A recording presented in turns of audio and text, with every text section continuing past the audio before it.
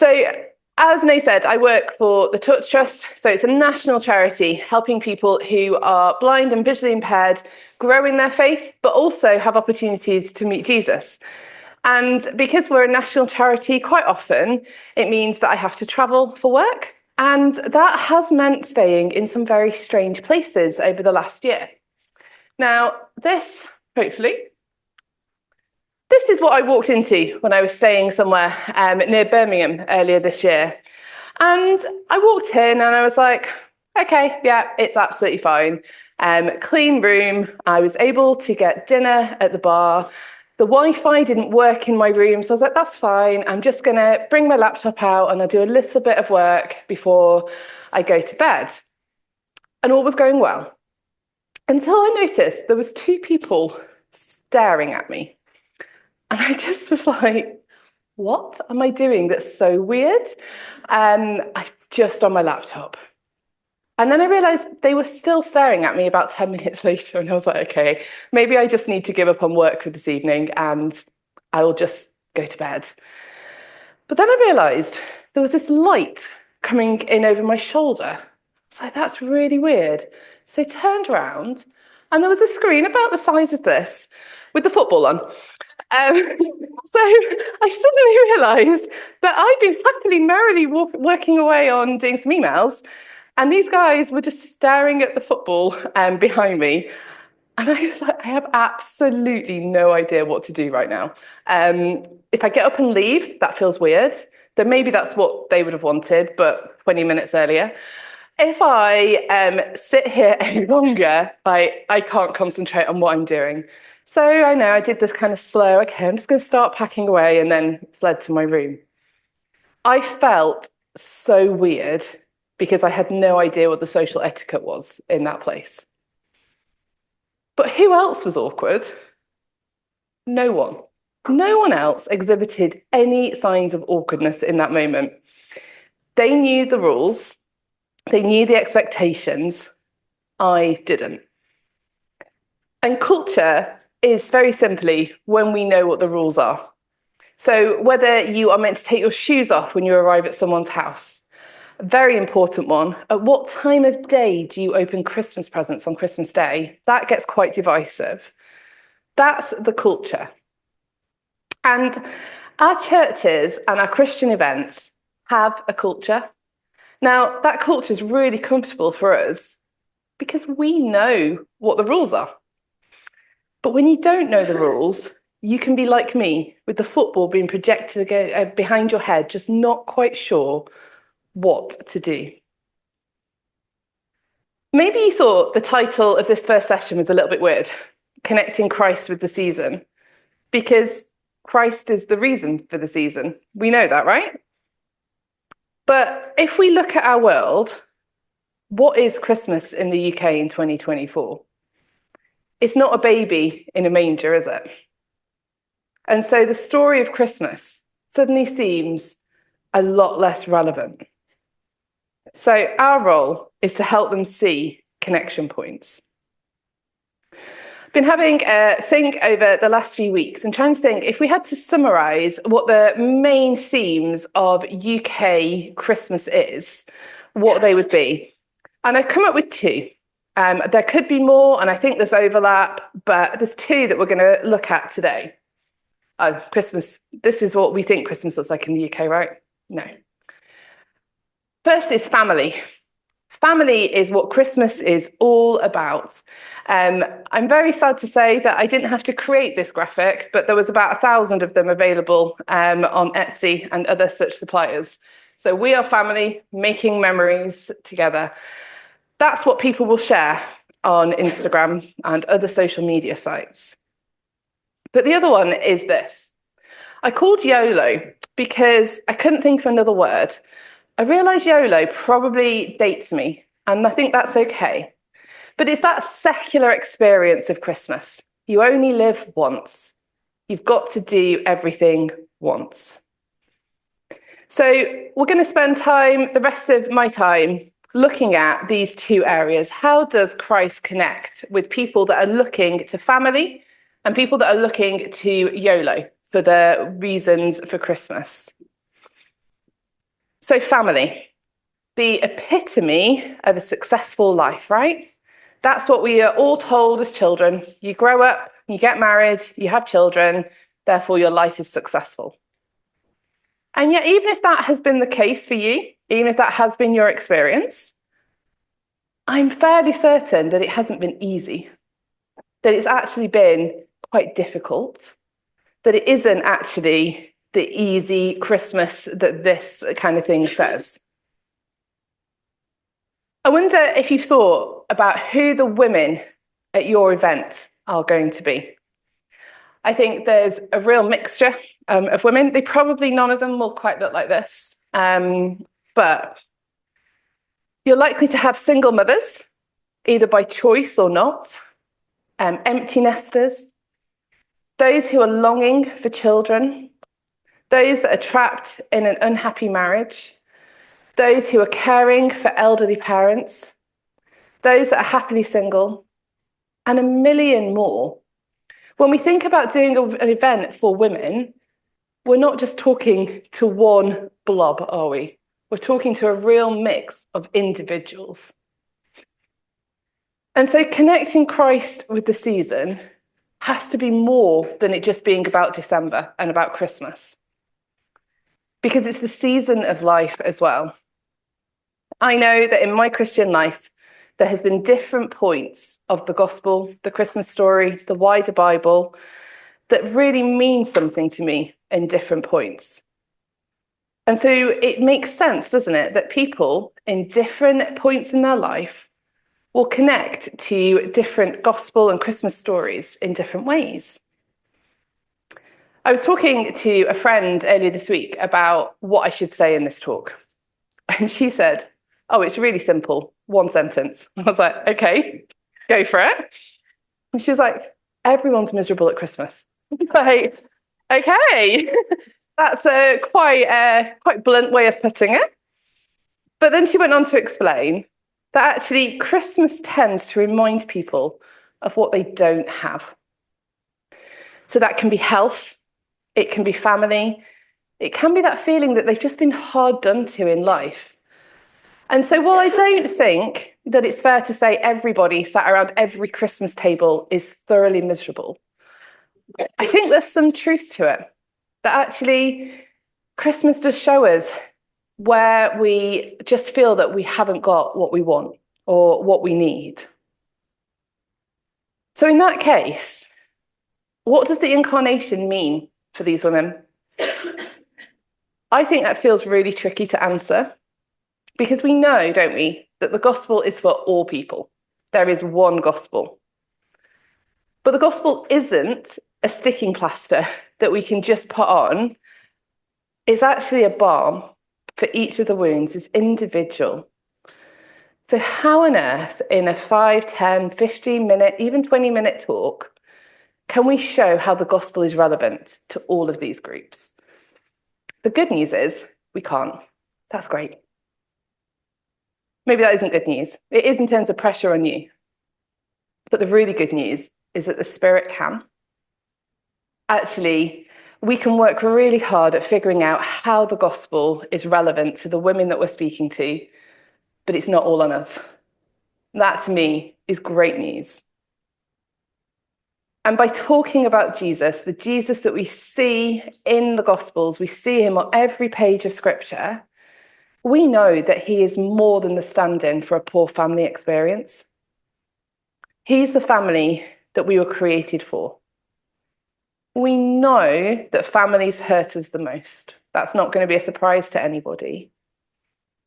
But they're also where we primarily find belonging and identity, because we're created for belonging and identity. We think that our family is supposed to be like a Hallmark movie. I really enjoyed this because I hadn't realised that there was also a dress code for a Hallmark movie. But apparently there is. This is what we think family life should be, right? If you've never seen one of them, just watch one. You've seen them all. They are one story. But basically, everything is better when you go to a small town at Christmas and meet a random guy that you hate to begin with. That's it. That might be a spoiler. This is what we think this is what a family should be, right? Like a Hallmark movie. But we know that these are not true, though I will still watch at least 10 at Christmas. But enter the incarnation and then look at the cast that we have. We've got outcasts, the shepherds. We've got Mary with the teen pregnancy. We've got a husband who's believing that his wife's cheated on him. We've got emotional and physical exhaustion. We've got people trying to rescue a baby from being murdered. It is all there, isn't it? These are messy and real people. They know pain and arguments, and they have their lives transformed by a tiny baby. And these are real family situations, aren't they, that people still live with today? It's not uncommon to come across infidelity in marriages. There are still teen pregnancies or unwanted pregnancies. There's still so much going on. And I wonder, if you're honest, how much you ever feel like an outcast in your family. No one else in my family is a Christian. And so automatically, I have a completely different worldview to everyone else. And so I quite often can feel like I just don't fit in. I do on one level, completely. But on another, just completely night and day. And apparently, according to Relate, 44% of us will argue with our family over Christmas. Now, I actually think that's a massive underestimate.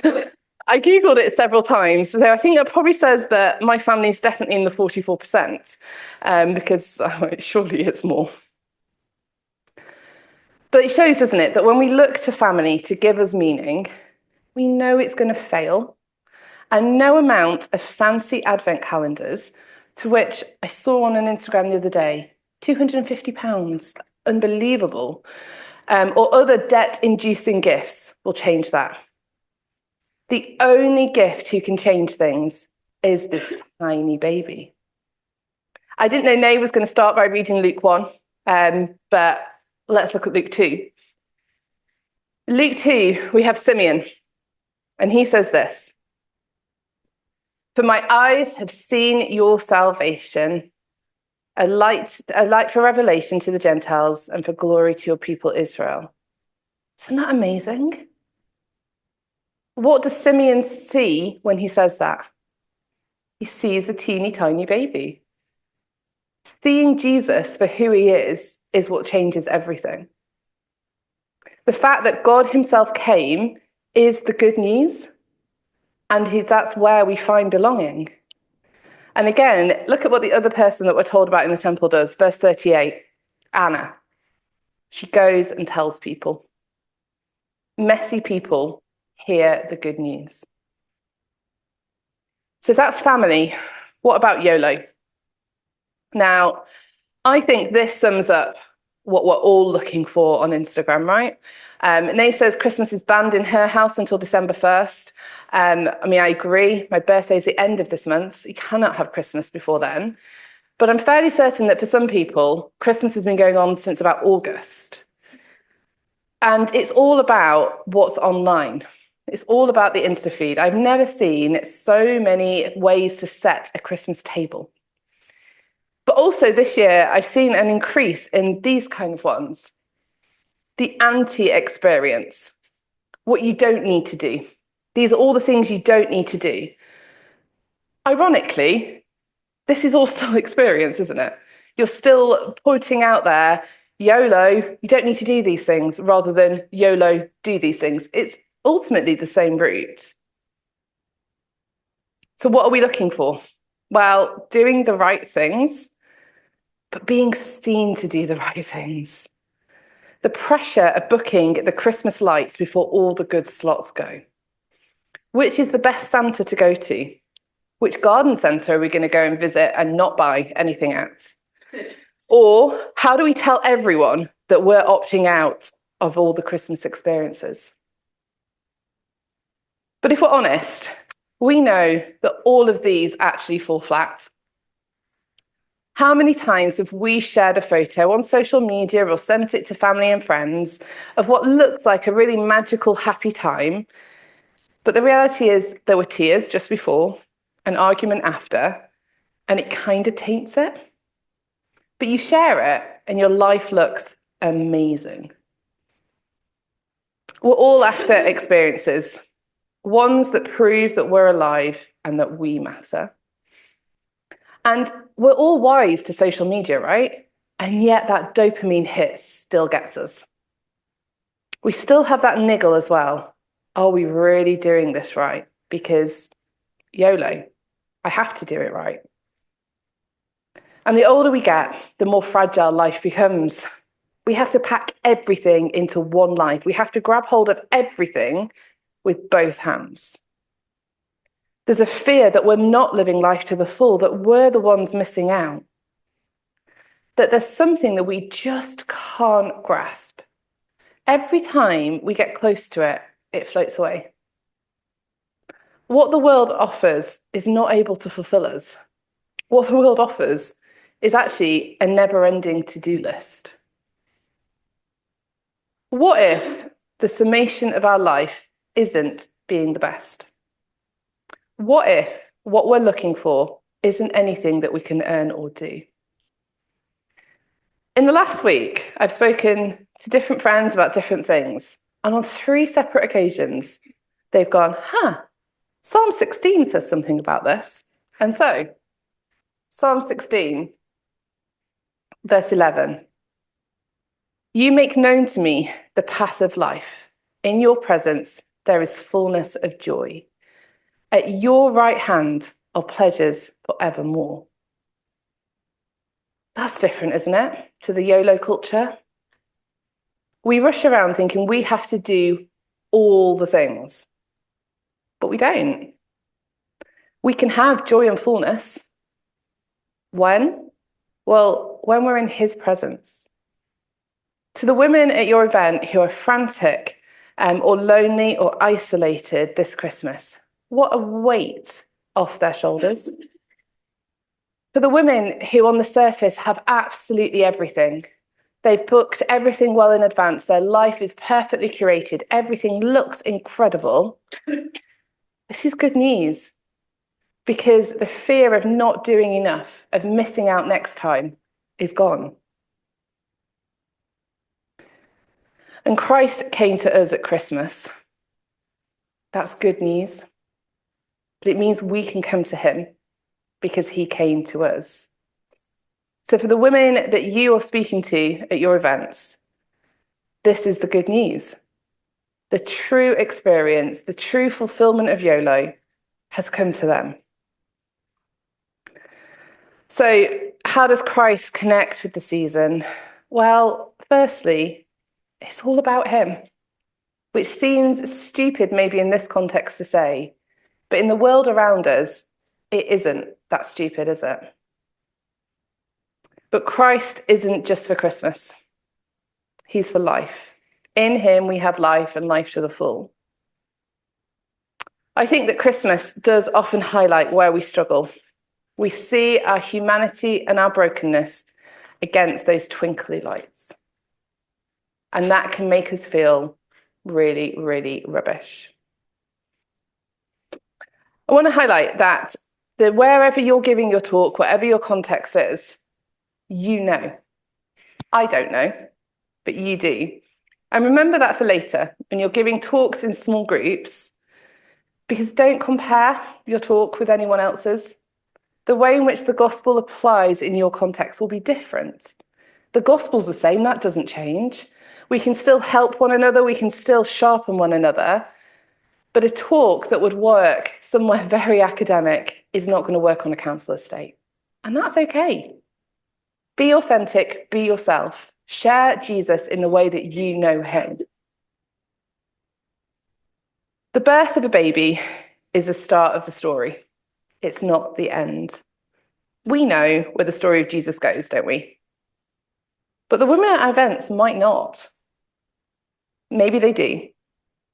But even if they do, they probably don't know why the story of this baby is good news for them. We get to hold out the good news to the broken. It's an absolute privilege. we get to show them how Jesus is the reason for the season. And I hope that that excites you, remembering that it isn't all on you. Actually, the Spirit does his work. But we can spend that time with them saying, do you know what? Jesus is relevant here. Jesus is relevant in this town.